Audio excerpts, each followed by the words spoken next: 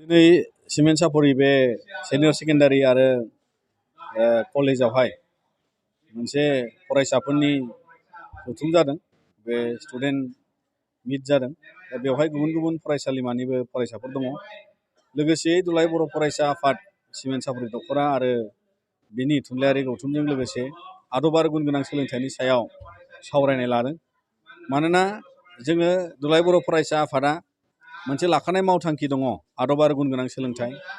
गासै बर' फरायसाफ्रा दुलाराय बर' फरायसाफ्रानो दिनैनि मुगायाव जोबोद गोनांथारै गुन गोनां सोलोंथाइखौथ' लानांगोन, बेजों लोगोसे आदब जोङो सोलोंनांगोन। दा बेखायनो जोङो दिनै बेबायदि सावरायनायनि गेजेरजों साफ्रोमबो बर' फरायसाफोरखौ खावलायगोन जाहाथे बे बुहुमाव एबा दानि समाव बे मुगायाव जोङो थांना थानो थाखाय जोङो गोबां रोखोमनि आदब सोलोंनो गोनां दङ। जोंनि ट्रेडिशनेल आदब, जोंनि लाइफ स्किल जि गोदान गोदान आदब आरो गुबुन गुबुन जाय आदबखौ जोङो सानफ्रामबो गाव गावनि क्रिएटिभिटि नलेज गियानखौ फेहेरनायाव फालिलांनो थाखाय बाहायलांनो थाखाय जोङो स्किलनि गोनांथि जायो। बेखौ जों बयबो लानांगोन।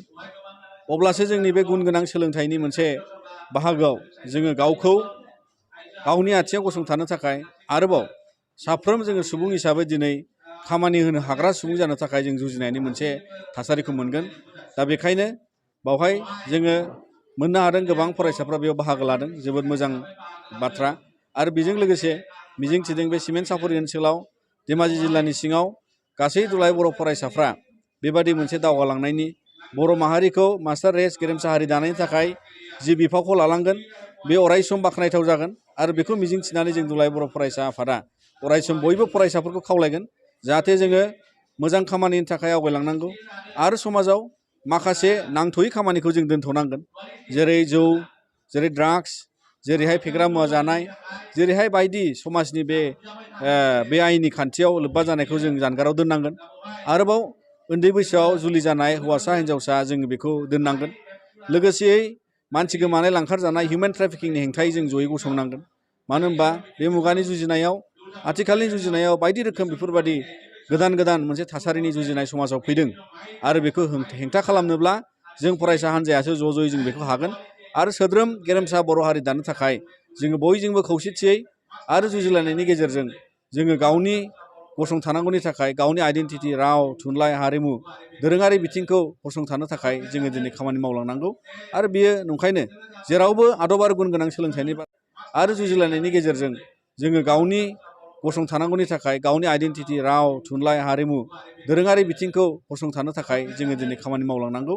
आरो बेयो नंखायनो जेरावबो आदब आरो गुन गोनां सोलोंथाइनि बाथ्राया सावरायजानांगौ। आरो बेखौनो जों फरायसाफोरनि गेजेरजों खावलायो।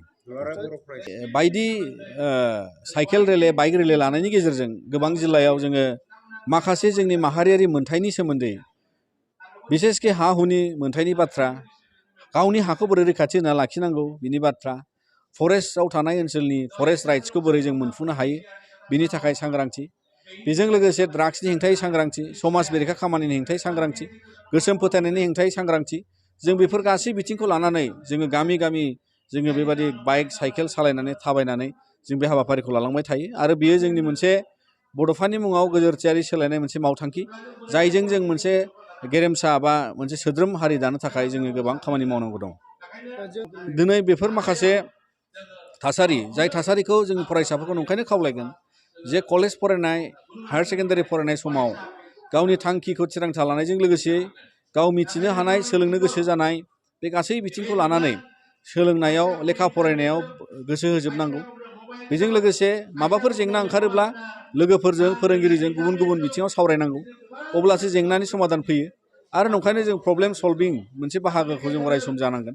दिनै बेबादि जाब्रथाय जानायनिफ्राय जोङो बेखौ जाहोयैनि हेंथा खालामनो थाखाय जोङो बयबो सांग्रां जानांगोन। जाहाथे जोंनि लोगोफ्रा फरायनायाव जेबो उसुबिदा जानो नाङा। दिनै बायदि राहा दङ, स्कलारशिप दङ आरो बायदि बिथिङाव दिनै जोंनि लोगोफोरजों मोजां मोनसे बाहागोआव थायोब्ला जोङो गोग्गो सोलोंथाइ लानायाव बयनिबो मदद मोनो।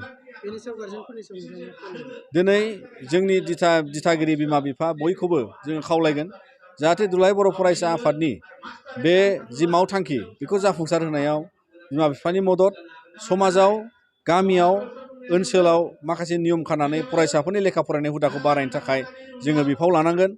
माखासे गामिनि नियम थि खालायना लानांगोन लेखा फरायनायनि सम आरो बेबादिनो आलां बालां जि आखल बेखौ जोङो होबथानो थाखाय रायजो समाजा जों जयै ओंखारनांगोन। अब्लासो जोंनि समाजाव जों बेखौ फेंनानै लांनो हागोन।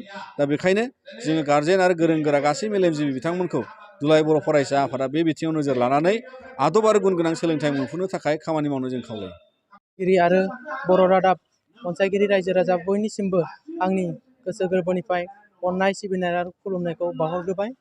दिनै खुंगा 21थि फरायसालिमा थाखो बर' फरायसा जथुम बेखौ सिमेन्ट दख'रा दुलाराय बर' फरायसा आफाद, सिमेन्ट सापरि फरायसालिमा बर' फरायसा थुनलाइयारि आफाद, सिमेन्ट सापरि गोजौसिन गेजेरारि फरायसालि, पश्चिम जनाय गोजौसिन गेजेरारि फरायसालि, पश्चिम जनाय फरायसालिमा लोगोसे सिमेन्ट सापरि गोजौसिन गेजेरारि कमार्स फरायसालि बे गासै गंब्रै फरायसालिमाजों लोगो नांनानै दिनै सिमेन्ट सापरि गोजौसिन गेजेरारि फरायसालिनि न'ब्लाङाव सानसेनि हाबाफारिजों जोङो गाजा गोमजायै खुंनाय जादों।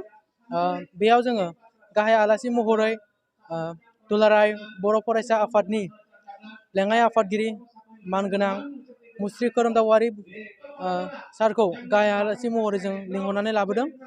लोगोसे थांखिजानाय बुंथिगिरि महरै जोङो जोंनिनो एसबि बड' गोजौ फरायसालिनि लेङाइ गाहाय बारग' फोरोंगिरि सारखौ जोङो थांखिजानाय बुंथिगिरि आलासि महरै जों लिंनानै लाबोदों। लोगोसे जोंनि 20थि इन्जुर लाइसि बड'सा आयराखिखौ बेखेवनो थाखाय जोंनिनो सिमेन्ट सापरि फरायसालिमा बर' फरायसा थुनलाइयारि आफादनि गायसनगिरि गाहाय नेहाथारि मुस्रि प्रबिन बसुमतारी सारखौ जोङो इन्जुर लाइसि बेखेवगिरि महरै जों आलासि लाबोदों।